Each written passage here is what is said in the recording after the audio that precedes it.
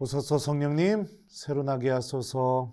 우리 사랑하는 대전교구 교우 여러분들, 어떻게 대림 일주 잘 보내셨나요? 네, 지난 시간에 깨어 있는 것은 우리가 사랑을 회복하게 될 때 가능하게 된다는 것을 여러분들에게 말씀드렸습니다. 이번 시간에 말씀드리고 싶은 이야기는 바로 회개에 대한 이야기입니다. 우리 대림 2주 복음 말씀을 좀 한번 들어보겠습니다. 하나님의 아드님 예수 그리스도의 복음의 시작. 이사야 예언자의 글에 보라, 내가 내 앞에 내 사자를 보내니 그가 너의 길을 닦아 놓으리라.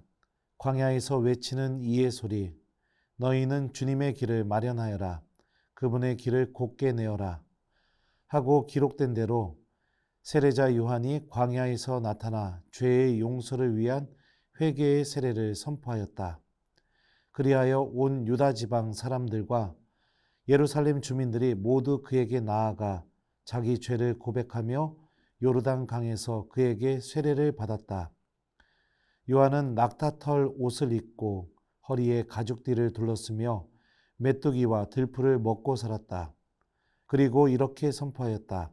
나보다 더 큰 능력을 지니신 분이 내 뒤에 오신다.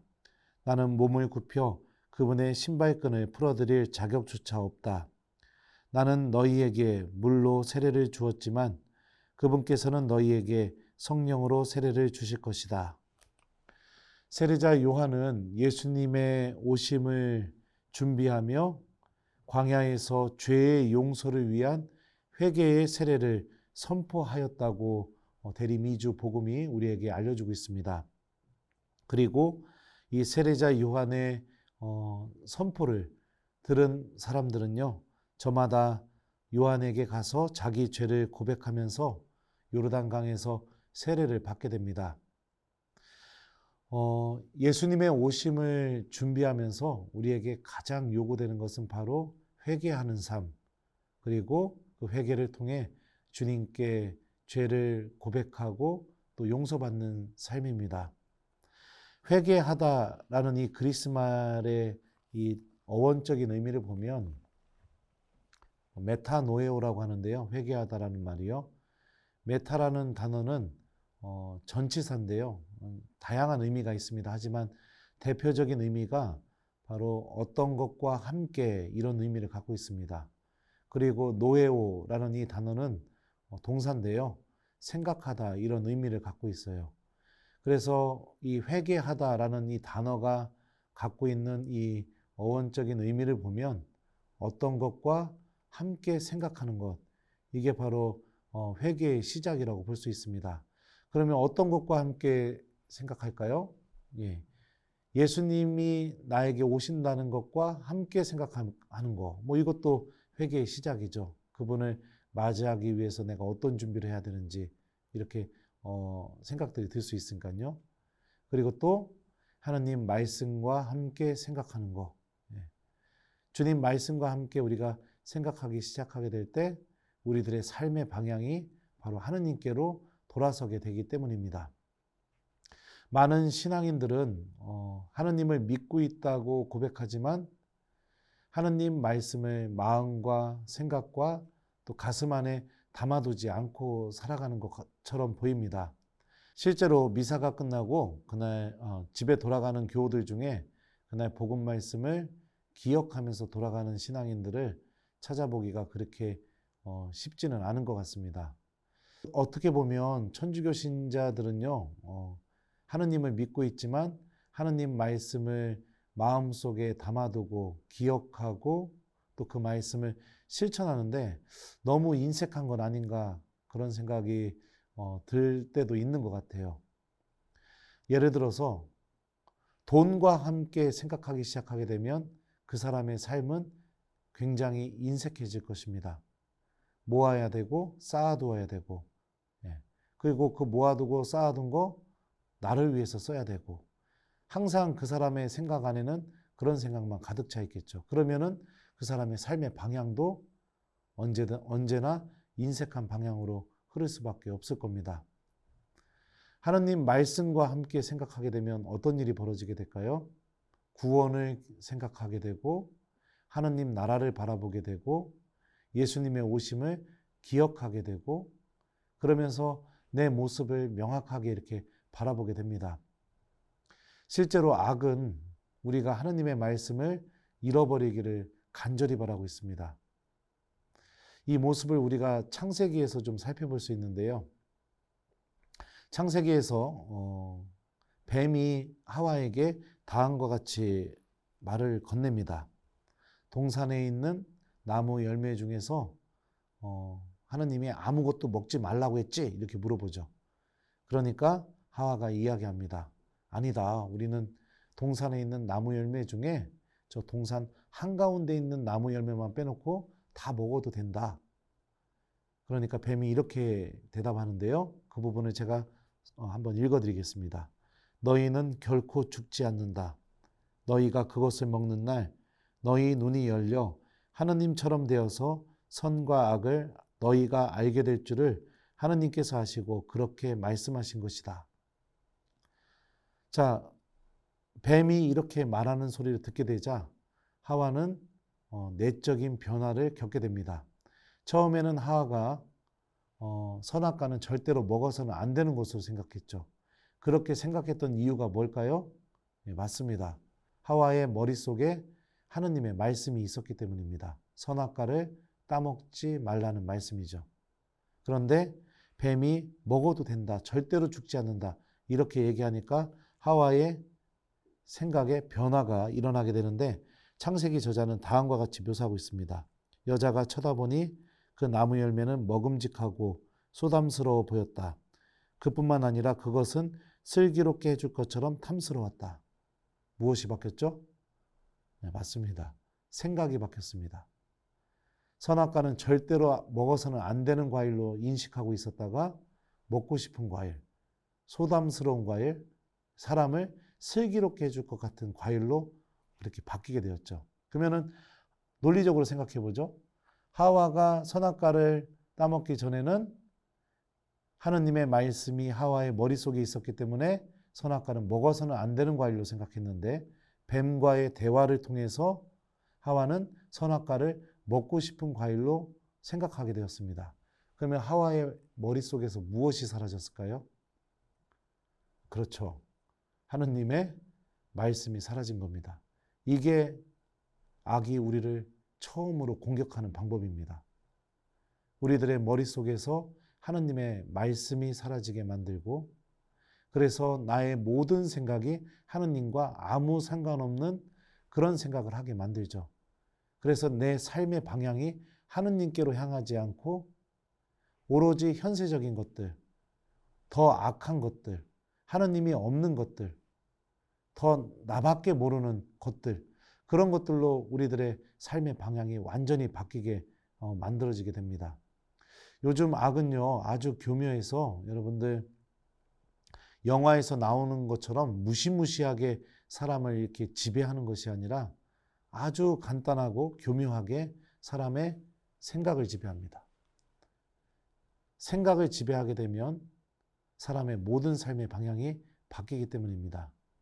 회개한다는 것은요, 여러분들, 제가 아까도 처음에 설명드렸던 것처럼 하느님 말씀과 함께 생각하는 것이 회개의 시작이라고 말씀드렸는데요. 바로 악마가 처음부터 우리 안에서 빼앗아 간 바로 그것, 하느님의 말씀을 우리가 다시 우리의 생각과 마음 안에 담는 것, 이게 바로 회개의 시작입니다. 그렇게 되면 우리들의 생각은 언제나 주님 말씀과 함께 생각하기 때문에 하느님께서 원하시는 삶의 방향으로 다시 돌아갈 수 있게 됩니다. 악은요, 우리들의 마음 안에서 하느님의 말씀을 없애버린다고 방금 설명드렸는데요. 우리들의 마음 안에서 하느님의 말씀을 없애버리고 그리고 나서 우리 안에서 어떤 일을 일으키게 만들게 되느냐? 바로 우리들의 삶이 죄로 향하게 만듭니다. 죄를 저지르게 되자 아담과 하와가 처음으로 했던 일이 무엇이냐면 바로 무화과 나무 잎으로 자기의 알몸을 가리는 것이었습니다. 여러분들 우리 한번 생각해 보죠. 여러분들은 언제 누구에게 알몸을 보여주나요? 아무도 안 보여준다고요? 아닙니다. 분명히 보여줍니다. 누군가에게. 누군가에게 보여줄까요? 사람이 자기 알몸을 누구한테 보여줄 수 있을까요? 정말로 사랑하는 사람에게 자기 알몸을 보여주게 돼 있습니다. 우리 꼬맹이들 한번 생각해 보죠. 엄마 앞에서 팬티도 안 입고 빨개 벗은 상태로 막 뛰어다니잖아요. 근데 그게 부끄럽다고 느끼지 않습니다. 굉장히 자연스러운 행동이라고 그렇게 생각하죠. 왜 그럴까요? 정말로 사랑하고 있기 때문에. 그래서 이 사랑의 관계는 자신의 알몸을 보여줘도 전혀 문제가 되지 않는 그런 관계입니다. 악은요, 하느님과 우리의 이 관계가 깨지기를 간절히 바랍니다. 그래서 하느님께 더 이상 내가 알몸을 보여주지 않고요. 하느님과 우리 관계가 더 이상 모든 것을 보여주고 일치할 수 있는 관계가 되지 않게 만듭니다. 그러면서 끊임없이 어둠 속에 숨어버리게 되고 드러내지 않게 만들고 계속해서 이 죄의 사슬에 얽매여서 빛으로 나아가지 않게 만드는 게 바로 악이 우리 안에서 하는 두 번째 일입니다. 사랑하는 우리 교회 여러분들, 주님의 말씀을 듣고 기억하십시오. 하느님의 말씀이 우리들의 마음과 생각 안에 존재하게 될 때 우리들은 이 악의 지배로부터 벗어날 수 있게 됩니다. 그리고 우리가 하느님께 알몸을 보여주며 우리들의 그 넘어짐, 그리고 우리들의 그 나약함, 그 모든 것까지 하느님께 보여드리면서 하느님의 용서와 자비를 체험하면서 다시 희망을 갖고 다시 구원을 바라보고 다시 예수님의 오심을 내가 기다리는 사람으로 되돌아갈 수 있게 됩니다. 고해소로 갈 때 여러분들 하느님 말씀을 좀 기억하면서 고해성사를 보면 어떨까요? 요즘 신앙인들 보면 고해성사를 준비해서 오는 신앙인들도 그리 많아 보이지 않습니다. 그냥 성사표가 나왔으니까 줄 서서 성사 보고 아니면 주일 미사 빠졌으니까 성체 모셔야 되니까 그래서 이렇게 또 성사를 보고 이렇게 그냥 고해소로 그냥 아무 준비 없이 들어오는 신앙인들이 있는데요. 주님께서 나를 용서해 주신다는 말씀, 주님께서 나를 완전히 깨끗하게 해주신다는 말씀, 이런 말씀들을 좀 고해성사 보기 전에 내 마음 안에 담고 그리고 고해소에 들어오면 여러분들 이 고해성사가 부담스러운 성사가 아니라 내가 다시 하느님 안에서 사랑을 회복하는 성사, 그래서 내 영혼이 완전히 깨끗하게 회복되어서 예수님의 오심을 내가 간절히 기다리는 준비가 되어 있는 그런 성사로 우리에게 다가올 수 있을 거라고 저는 확신합니다. 사람이 지을 수 있는 죄 중에 가장 큰 죄가 어떤 죄일까요? 사람 죽이는 거요? 아니면은 간음하는 거? 아니면 도둑질하는 거? 아니면 주일 미사에 안 나오는 거요? 뭐 십계명에 있는 여러 죄들, 굉장히 대죄들이죠. 다 큰 죄들입니다. 근데 그것보다 더 큰 죄가 있습니다. 그게 뭐냐? 고해성사를 안 보려고 마음 먹는 거. 논리적으로 생각해 보면 십계명에 있는 모든 죄들은 하느님이 다 용서하실 수 있는 죄입니다. 그런데 고해성사를 안 보려고 마음 먹는 것은 어떤 의미냐? 하느님이 나를 용서하지 못하게 만드는 것과 같은 겁니다.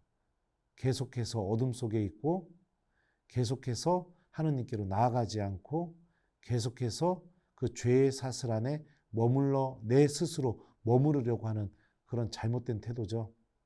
우리가 이런 마음을 먹으면 예수님의 오심도 주님께서 우리에게 주시는 구원도 하느님과 함께하는 영원한 생명도 또 우리가 영원히 머물 수 있는 하느님 나라도 우리에게 아무 의미 없이 다가올 뿐입니다. 세례자 요한은 우리에게 외칩니다.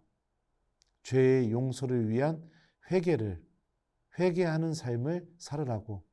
예수님이 반드시 우리에게 찾아오시니 그분을 맞이하기 위해서 우리 모두 회개하고 주님께 죄를 용서받으라고 세례자 요한이 우리에게 외치고 있죠.